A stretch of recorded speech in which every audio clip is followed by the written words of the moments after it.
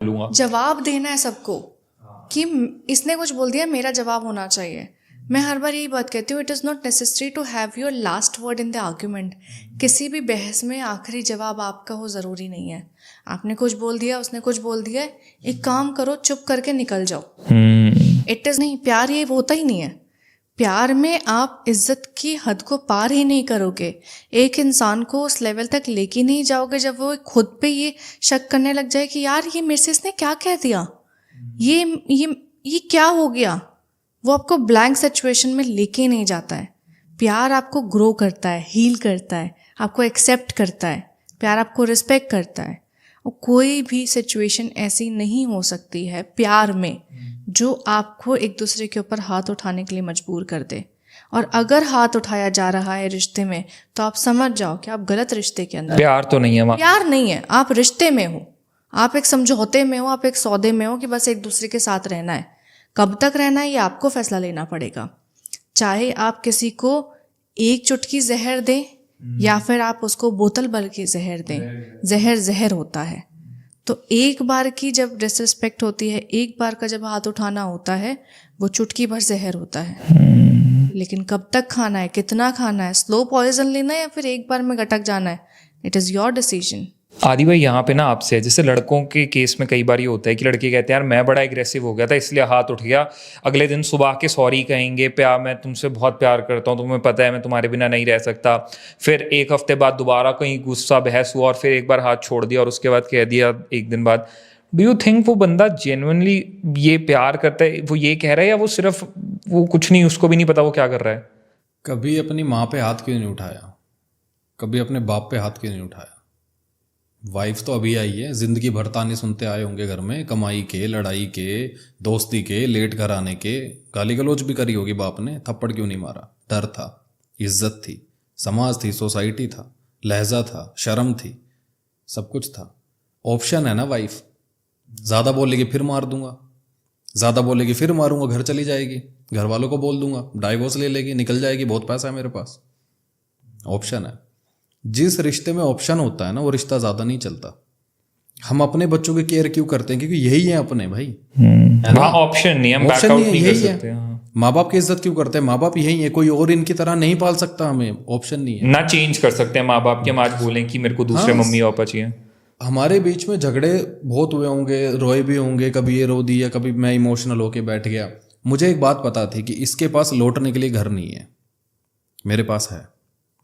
मैं कुछ कह के अपने घर जा सकता हूँ, ये कुछ कह के अपने घर नहीं जा सकती। अगर ये चली भी गई तो भी और ज़्यादा डाउन हो जाएंगी।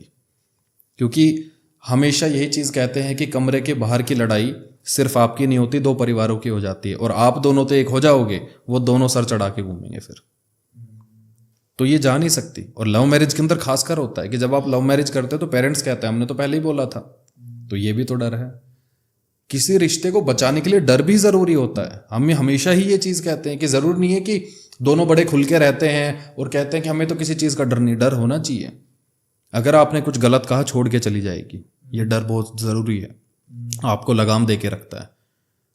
तो अगर मैं अपनी वाइफ के ऊपर हाथ उठा दूंगा, मैं एक ही चीज बोलता हूं, मैंने अपनी वाइफ के ऊपर हाथ उठाया, अगली बार क्या गारंटी है कि दो नहीं हो जाएंगे थप्पड़?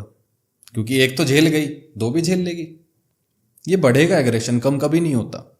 तो मुझे शर्म है, हया है, अपने परिवार की इज्जत है और लड़की के घर वालों की इज्जत है कि इसके पास लौटने के लिए घर नहीं है, मेरे पास लौटने के लिए घर है। अपनी मर्जी से शादी करके आए थे, लड़ना है, झगड़ना है, जो भी करना है बंद कमरे में होगा, समाज के सामने नहीं होगा। और इतना एग्रेशन कुछ नहीं होता कि इंसान हाथ छोड़ दे। लोग कहते हैं गुस्से में हो गया, इतना तो नहीं हो सकता मेरे हिसाब से। क्या होता है, किसी पॉइंट पे एक इंसान बहुत ज्यादा आदमी बना है एग्रेशन के लिए, वो एनर्जी होल्ड नहीं कर सकता। इसीलिए आदमी जब रोता है तो फिर बिखरता ही है, वो कांपने शुरू हो जाता है। आदमी को ना चीज चाहिए होती है तोड़ने के लिए। आदमी ऐसा होता है कि अब मैं क्या कर दूं, मैं तोड़ूं तोड़ूं तोड़ूं। चीजों को तोड़ता है तो याद आता है बड़ी मेहनत से खरीदी है ना। सोफा नहीं तोड़ दूंगा, बाप को थप्पड़ नहीं मारूंगा, डर लगता है, माँ को नहीं मारूंगा, क्यों करूँ? क्योंकि ये है, ये बोल रही थी, पट लो, हो गया काम खत्म। फिर फिल्में बनती है ना, ये चीज है। पर वहीं अगर जेन्युइन प्यार होगा और इज्जत होगी तो वहां पे भी नहीं हाथ, वह ऑप्शन ही नहीं होगा। मैं यही चीज कहता हूं भाई, अगर प्यार तुम्हारा थप्पड़ मारना सिखा रहा है तो प्यार ने तुम्हें थप्पड़ नीचा करना क्यों नहीं सिखाया? आप अपनी मेहनत से गाड़ी खरीद के लेके आए ना, दूसरों की ठुक जाती है तो हंस देते हो, खुद की ठुकती है तो रो जाते हो। तो वहां तो बड़े प्यार था, वो मैकेनिकल चीजों से बड़ा प्यार है। सिंपल सा है, आप ना फॉर ग्रांटेड ले लेते हो चीजों को।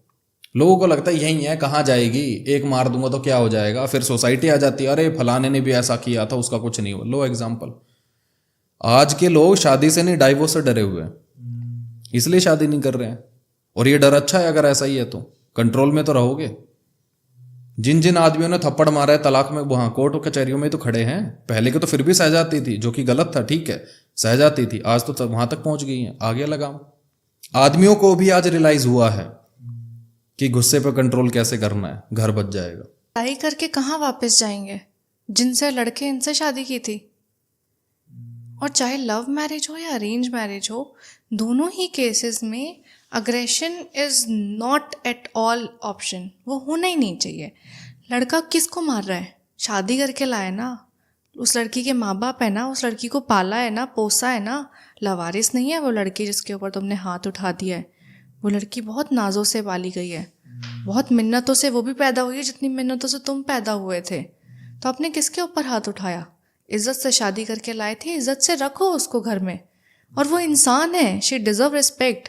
आप उसके ऊपर हाथ कैसे उठा रहे हो? क्यों? क्योंकि वो कमजोर है, वो उल्टा जवाब नहीं देगी, वो उल्टा हाथ नहीं उठाएगी। एक दिन पत्नी ने घुमा के लगा दिया तो पति को समझ उस दिन माथा पकड़ के बैठ जाएगा आदमी। हर्ट हो जाएगा उस दिन तो वो अपनी मर्दानगी के ऊपर शक करने लग जाएगा, क्योंकि समाज ने तो यही सिखाया ना कि लड़की के ऊपर एक दो चटाके लग जाएं तो ठीक है, तो आदमी तो करता ही रहता है। लेकिन लड़की ने लगा दिया, तो ये तो नल्ला है, बेकार है, ये तो मर्द ही नहीं है, ये तो अपनी औरत को काबू में नहीं कर पाया।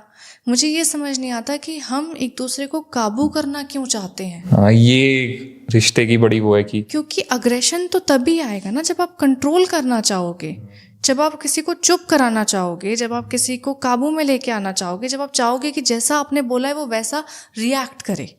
It is the control. लेकिन कंट्रोल क्यों है? कम्युनिकेशन क्यों नहीं है? अगर आपको गुस्सा है, अगर आपको फ्रस्ट्रेशन है, तो उस इंसान से बात करो।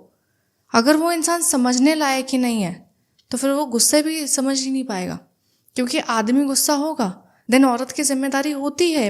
अगर ये गुस्सा है तो मेरी जिम्मेदारी है कि मैं इनसे पूछूं क्या बात हुई है, क्यों गुस्सा हो, किस पे इरिटेट हो, किस बात की फ्रस्ट्रेशन है। इन्होंने एक बार नहीं बताया, मैं चुपचाप वहाँ से निकल जाऊंगी। Let him take his time. But अगर मैं पोक करती रहूँगी, अगर मैं पिन करती रहूँगी, तो इनका गुस्सा किसी और का मेरे ऊपर आएगा। तो मेरे को वो रिसीवर नहीं बनना है, मुझे वो कम्युनिकेटर बनना है कि भाई मैं समझूंगी। अगर तुम्हें लगता है कि मैं समझ सकती हूँ तो मुझे बताओ, क्योंकि हर औरत भी नहीं समझ पाती है, हर औरत भी इमोशंस को नहीं समझ पाती है, हर आदमी आंसुओं को नहीं समझ पाता है। If you feel that communication can bridge the relationship, वो आपके इमोशंस को ब्रिज कर सकता है, आप एक दूसरे को समझा सकते हो तो करो। लेकिन aggression is not at all. दोनों की साइड से, ना लड़के ना लड़की, किसी की तरफ से एग्रेशन एक ऑप्शन। परवरिश के ऊपर होता है भाई। ये बहुत अच्छे अच्छे कपल भी है ना जो समाज के अंदर ट्रेंड सेट कर रहे हैं अच्छे रिलेशनशिप का, बहुत सारे लोग हैं। तो बात तो फिर परवरिश की होगी ना, ये वो वाली बात होगी ना भाई कि लहजा बता रहा है कि तुम पाले गए हो या परवरिश हुई है। तो पाले तो कुत्ते भी जा रहे हैं, लड़ रहे हैं सड़कों पे आपस में।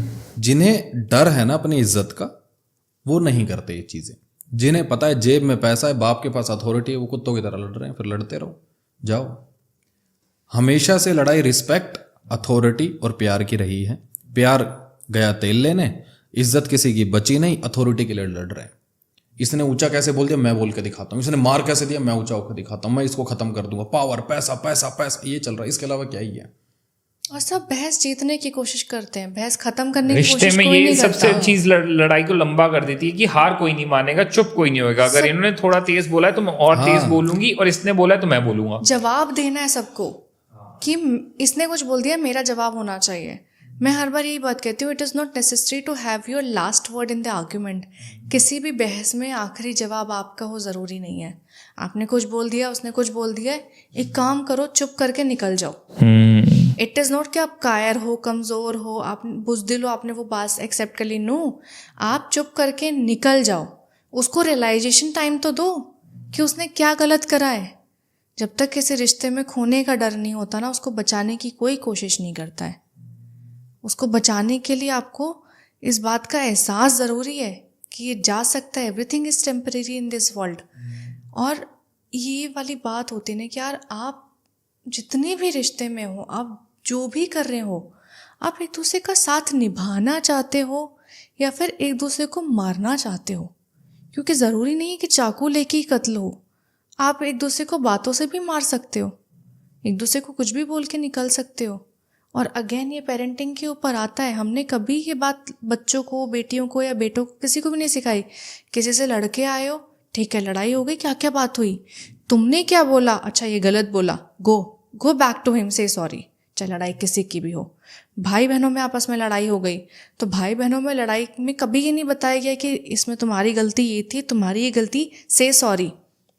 वही बिल्डअप होता गया कि आप किसी को भी कुछ बोल के आ जाओ, किसी को भी मार के आ जाओ, किसी से कुछ भी कहते आओ, इट इज़ एक्सेप्टेबल। सॉरी तो सिखाया ही नहीं गया।